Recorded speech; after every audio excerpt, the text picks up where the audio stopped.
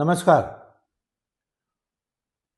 काल एक पत्रक केंद्र शासनाकडून राज्य सरकारला प्राप्त झालेलं आहे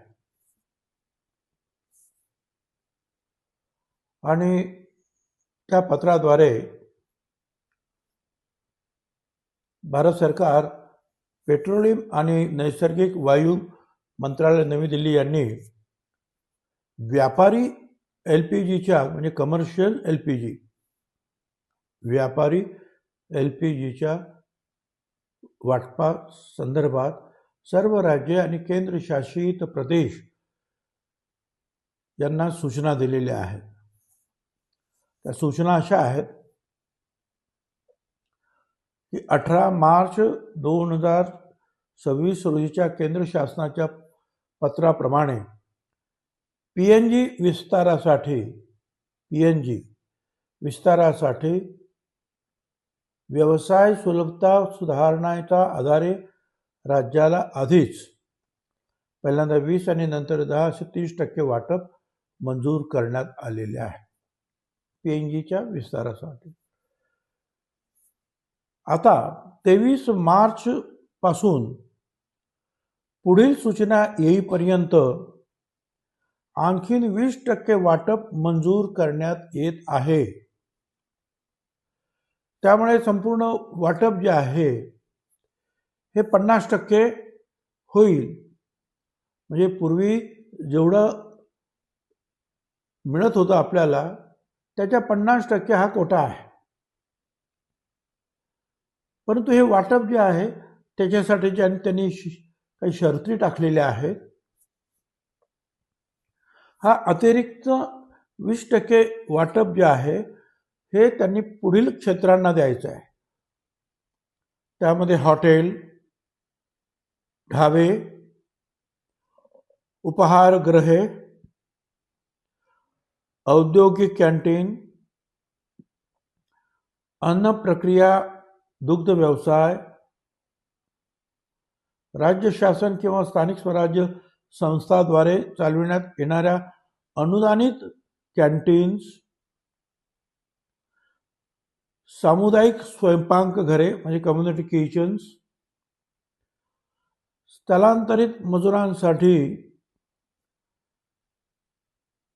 5 किलो FTL अशाने त्यांनी वाटप करून त्याचा गैरवापर होणार नाही याची खात्री करण्यासाठी उपाययोजना करण्यात यावा असं त्यांनी म्हटलेलं आहे.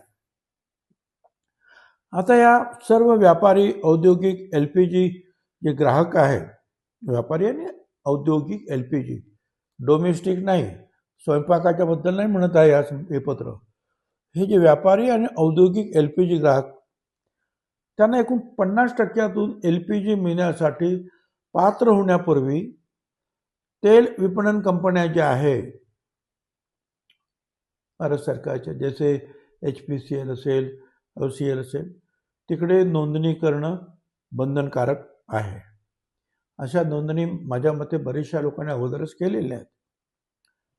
तेल विपणन कंपन्यांनी ग्राहकांच्या व्यवसाय क्षेत्राची आणि LPGच्या वार्षिक आवश्यकतेची नोंद स्वतंत्र डेटाबेसमध्ये ठेवण्यात यावी. हे तेल कंपन्यांवर त्यांनी टाकलेलं बंधन आहे की हे तुम्ही नोंद ठेवायची आहे. सर्व व्यापारी औद्योगिक LPG ग्राहकांना एकूण 50% वाटपातून LPG मिळण्यासाठी पात्र होण्यापूर्वी त्यांच्या शहरातील,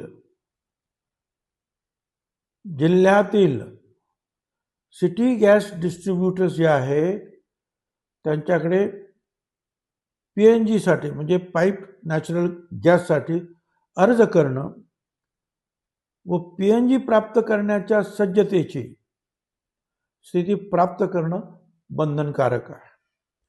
म्हणजे जास्तीत जास्त लोकांनी PNG जे आहे पाईप नॅचरल गॅससाठी जे आहे अर्ज करून त्यांनी तयार व्हावं.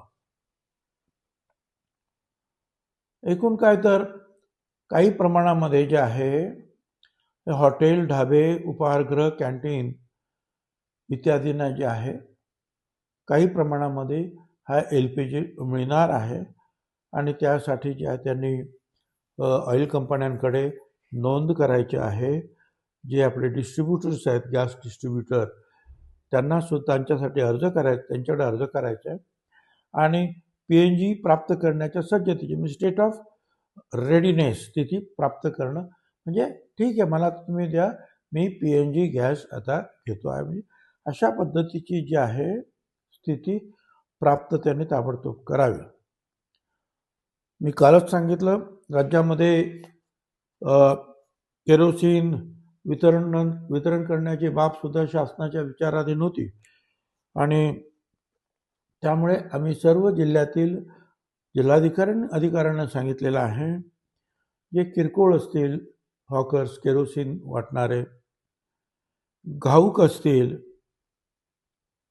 या सगळ्यांचे परवाने तेल आपण ते केरोसिन न देत नसल्यामुळे कदाचित त्यांच्या ज्या आहेत परवाने हे त्याचं नूतनीकरण झालं नसेल, कोणाचं वर्षाच्या नावाने करायचं पण ते पडून राहिलेलं असेल.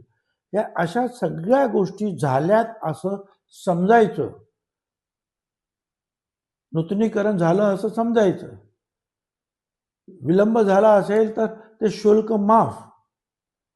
आणि त्या सगळ्यांनी जे आहे, जे केरोसिन वाटप करणारे जे आहेत ते घाऊक वाटप करणारे असतील किंवा किरकोळ वाटपदार असतील, त्यांच्याद्वारे जे आहे हे सगळ्या जे आहेत केरोसिन वाटपसुद्धा त्यांनी करावं. म्हणजे काही प्रमाणामध्ये एक सोय सगळ्यांची होईल. काही प्रकरणं जे आहेत जिल्हाधिकाऱ्यांकडे 5 वर्षापेक्षा 2 वर्षापेक्षा अधिक आणि 5 वर्षापेक्षा कमी असे जे विलंबाचे जे काही प्रकरणं जे आहेत ते गव्हर्नमेंटकडे येत होती. आता आम्ही त्यांना सांगितलं की तुम्ही जिल्हाधिकारी स्तरावर हा परवाना जो आहे नूतनीकरण करायचा आहे आणि हे सगळं काम त्यांनी तात्काळ करावं. म्हणजे काही प्रमाणात हा LPG आणि काही प्रमाणात केरोसिन याचा फायदा राज्यातील व्यावसायिकांना, अधिक घरच्या लोकांना सुद्धा, घरगुती लोकांना सुद्धा होऊ शकणार आहे. धन्यवाद.